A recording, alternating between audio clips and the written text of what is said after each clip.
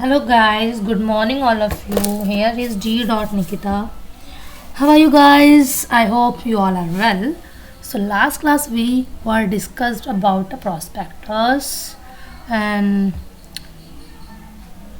here is new topic book building. Last class में हमने किया था प्रॉस्पेक्टस में red herring self prospectus etcetera and misstatement prospectus against criminal liability and civil liability for a company, criminal for their officers. So here is a new topic, book building. Book building basically क्या है कि ये आपका जो prospectus पहले हमने पढ़ा था कि प्रॉस्पेक्टस क्या होता है, what is a prospector, kinds of prospectus, mean statement prospectus. So book building होता है कि आपका जो भी प्रोसेस होगा प्रॉस्पेक्टस को बनाने में, that is a book building. क्योंकि प्रॉस्पेक्टस क्या है, एक तरह की बुक होती है, छोटा मोटा प्रॉस्पेक्टस होता नहीं है, तो उसको बुक बिल्डिंग करने का, उसको पूरा प्रोसेस बनाने का, कैसे कैसे उसमें कौन कौन से पर्सन इन्वॉल्व होंगे और क्या क्या चीज़ें होंगी उसके अंदर, ये सब होगा. So let's start. Book building application are accepted from large financial institution. जो आपके एप्लीकेशन आते हैं बुक बिल्डिंग में, उसमें आपके एप्लीकेंट्स होते हैं financial institution, firms, high net worth के इंडिविजुअल्स होते हैं आपके. और बुक बिल्डर कॉन्सेप्ट आपका जो है 2013 में आया है. बुक बिल्डिंग में इसलिए क्या है कि प्राइस ऑफ सिक्योरिटी आपको डिटरमाइन की जाती है on the basis of bids received, कि आपकी जो भी प्राइस होगा सिक्योरिटी का before going to public issue, वो आपका क्या होगा, वो डिपेंड करता है आपकी बिड रिसीव्ड पे, क्या कितनी बिड रिसीव्ड हुई बाय दी कंपनी. और जो बिड होती है वो वेरी करती है आपकी फ्लोर प्राइस पे और 120% of floor price. So book building में आपका वही कि बिड्स जो वेरी करेगा फ्लोर प्राइस होगा या फिर 120% of floor price. After closing bids issue price of security is determined. So closing bid के बाद आपका इशू की जगह जो भी आपका प्राइस ऑफ सिक्योरिटी होगा. Company needs in to raise a fund. तो कंपनी को नीड होते हैं फंड रेज करने के लिए, इसलिए वो क्या करते हैं अपनी सिक्योरिटीज़ को सेल कर देती है पब्लिक को, ताकि उसकी जो मनी है, फंड है, वो रेज हो सके. So before going to that वो क्या करते हैं, फिक्सअप करते हैं ऑफर प्राइस क्या होगा उसका, और प्राइस को फिक्सेशन करती है. Book is built by a book runner. जो बंदा इसको बनाने वाला वो होता है बुक रनर, जिसके पास कंपनी की सारी इन्फॉर्मेशन होती है और वो सारी चीज़ों को नोटिस आउट करके उसका प्राइस को फिक्स करता है अकॉर्डिंग टू बिड रिसीव्ड. तो price is more realistic as compare to price already fixed. So जो प्राइस होगा आपको मोर रियलिस्टिक होगा जो आपका फिक्स्ड प्राइस से. और मेन पार्टनर्स जो होता है बुक बिल्डिंग में, बुक रनर आपका मैनेजर है, सिंडिकेट्स मेंबर है. 100% ऑफ बुक बिल्डिंग होता है कि आप बिल्कुल भी पब्लिक को ऑफर कुछ भी नहीं कर रहे हो, सब अपने जो एग्जिस्टिंग शेयर होल्डर्स हैं उनको दे रहे हो. 75% में होता है 75% आपका प्लेसमेंट पोर्शन होगा, 25% आप ऑफर करोगे पब्लिक को. FFI फाइनेंशियल इंस्टीट्यूशंस हो गए और हाई नेटवर्थ इंडिविजुअल और investor corporation etcetera. So next आता है कि आपके इशू फॉर अ बहुत types of allotment remain same. तो अलॉटमेंट जो कि दोनों के लिए सेम होगी. स्टेप्स होते हैं बुक बिल्डिंग के, यहाँ पे प्रोसेस है पूरा. बुक रनर जो बंदा आपका जो भी चीज़ें हैंडल आउट कर रहा है. ड्राफ्ट प्रॉस्पेक्टर जैसे कि हम कोई भी मेल कर रहे हैं, तो ड्राफ्ट मेल क्या होती है कि हमने एक मेल करी और फिर उसे साइड कर दें. ड्राफ्ट में क्यों रखा, क्योंकि उसमें जो भी चेंजेस होने हैं उसमें हम वो सारे चेंजेस कर सकते हैं. We have a time to change, तो मतलब जो भी उसमें चेंजेस करने हैं. सो ड्राफ्ट प्रॉस्पेक्टस होता है all details and disclosure of a prospectus but it does not disclose. Draft में क्या है कि सारी हमने डिटेल से डिस्क्लोज करी है, लेकिन अभी हमने पब्लिक को इशू नहीं किया है. मैं प्राइस ऑफ सिक्योरिटी नहीं, ना ही साइज ऑफ लॉट साइज जो सिक्योरिटी का वो भी नहीं होगा. It is send to corporate FFI. फिर सेंड किया जाए आपके FFI को, हाई नेटवर्थ इंडिविजुअल्स को, उनका परसेप्शन जानने के लिए demand for security of a company. Draft prospectus में ही सब होता है. फिर red herring prospect last class में हमने किया था. रेड हेरिंग में क्या होता है कि आपका उसमें प्राइस ऑफ सिक्योरिटी होता है, बाकी इन्फॉर्मेशन उसमें कंटेन होती है. नेक्स्ट आपका फाइनल रेड हेरिंग प्रॉस्पेक्ट है आपका. फिर रेड हेरिंग प्रॉस्पेक्ट जो होता है at least 3 days prior to opening of the offer. Offer को ऑफर ओपनिंग होने से पहले 3 दिन पहले हमें क्या करना पड़ता है, उसे at least 3 days prior of opening of the offer file करना होता है. अपॉइंटमेंट ऑफ सिंडिकेट में अपॉइंट किए जाते हैं आपके stock broker, MF, mutual fund, merchant bank are appointed by book runner. इसका अपॉइंट करते हैं लीड मैनेजर. सर्कुलेट किया जाता है सिंडिकेट मेंबर्स को. Building up order book.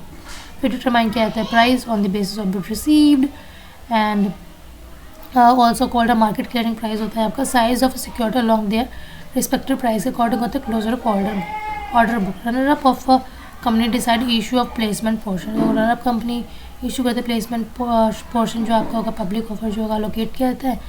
Then आपका फाइनल प्रॉस्पेक्टस सबके सामने आते हैं, सारी इन्फॉर्मेशन होती है, कोई भी चेंजेस नहीं होते और वो as per the statement true and fair view होता है. डिस्क्लोज किया जाता है each and everything. So 2 days of determination of issue price, the receipt of acknowledgement of a card of SEBI and required to file the final prospectus course से जो आता है उसे वो ROC को फाइल करना होता है. नेक्स्ट आता है listed of security, listing the security. तो SEBI has made it a mandatory for a company to list the security. तो SEBI को यहाँ पे मैंडेटरी जो भी सिक्योरिटी वो लिस्ट होगी आपकी after closing of public issue से के बाद उसको यहाँ पे लिस्ट में मैंडेटरी. एडवांटेजेस आते हैं बुक बिल्डिंग के. कॉस्ट रिड्यूस हो जाता है आपके शेयर्स की, रिड्यूस होता है आपका जो भी फेलियर्स हैं वो रिड्यूस हो जाएंगे कि जब इतने बंदे उसमें आ रहे हैं अपना परसेप्शन दे रहे हैं तो फेलियर्स के देर से नो चांसेस, बट समटाइम होता है कि हो जाता है इसकी वजह से आपका मिस स्टेटमेंट होता है. Help to evaluate the true intrinsic worth of the security. ये हेल्प करता है आपको एक वैल्यू और सिक्योरिटी की ट्रू इंट्रेंसिक वैल्यू करते जानने में. Help to determine the realistic value. जैसे पता चल जाती है हमें उसकी बेस्ड होना फ्लोर प्राइस पे, क्योंकि हमने क्या प्राइस डिसाइड होगा बिड का, वो फ्लोर प्राइस होगा या फिर 120% ऑफ फ्लोर प्राइस होगा.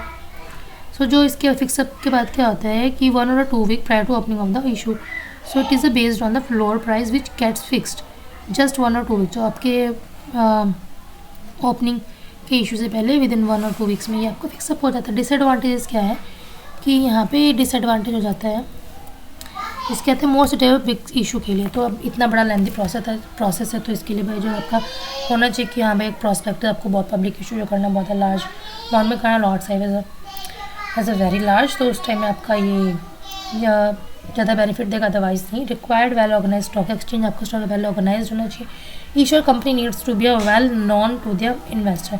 ईश्योर कंपनी होगी उसकी ज़रूरत होनी चाहिए कि वो उसके जो भी इन्वेस्टर वेल नॉन होने चीटिंग पार्टन बुक बिल्डिंग की जो भी उसके हमने पढ़ा ना FFI होगी स्टॉक्स MF वगैरह, ये वेल नॉन पर्सन होने चाहिए, ऐसे कोई नहीं होनी चाहिए इनकी इमेज एकदम क्लियर हो. सो हम जल्द से रीकैप लेते हैं इसका बुक बिल्डिंग क्या है, ये जो भी प्रोसेस है इसका. बुक बिल्डिंग में वही कि एप्लीकेशन एक्सेप्ट की जाती है लार्ज फाइनेंशियल इंस्टीट्यूशन से, फर्म से, ग्रोथ से, इन्वेस्टर से. Process of company 2013. Book building is the price of the issue price of security determined by on the basis of bid amount received and bid vary करते हैं between floor price of 120% of floor price. After bid issue security after closing the bid issue the price of security determine. Next आता है कि company basically bid जो आपका कर रही है book building for raising the fund and to sell their security and to get a money.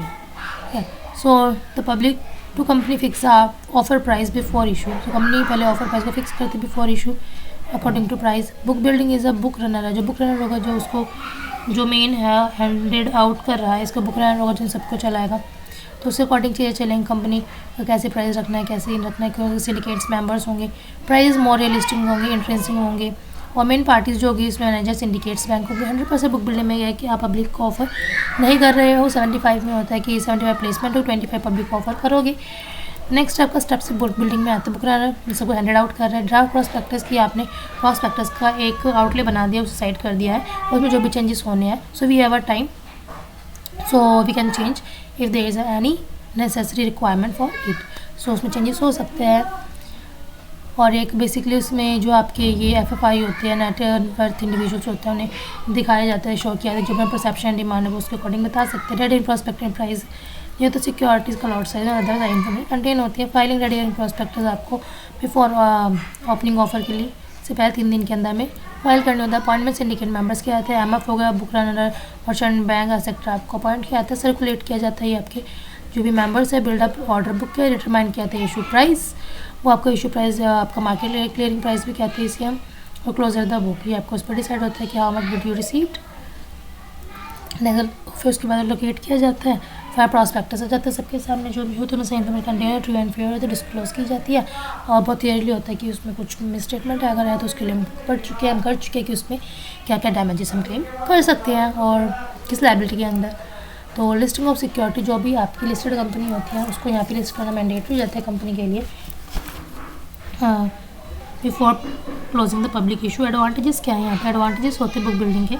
Cost reduce हो जाती है, आपकी इंटरेस्टिंग वैल्यू आती है, फेयर वैल्यू पता चल, रियलिस्टिक वैल्यू पता चल पाती है आपको सिक्योरिटी की.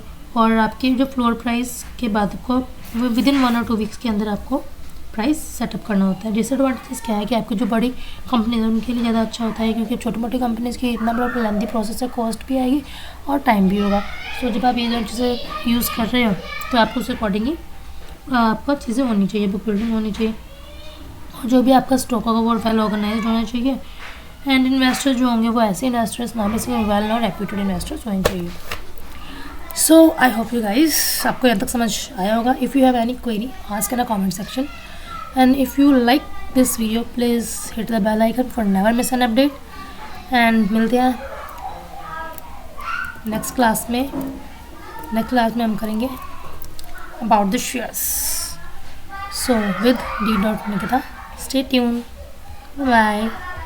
Meet you soon.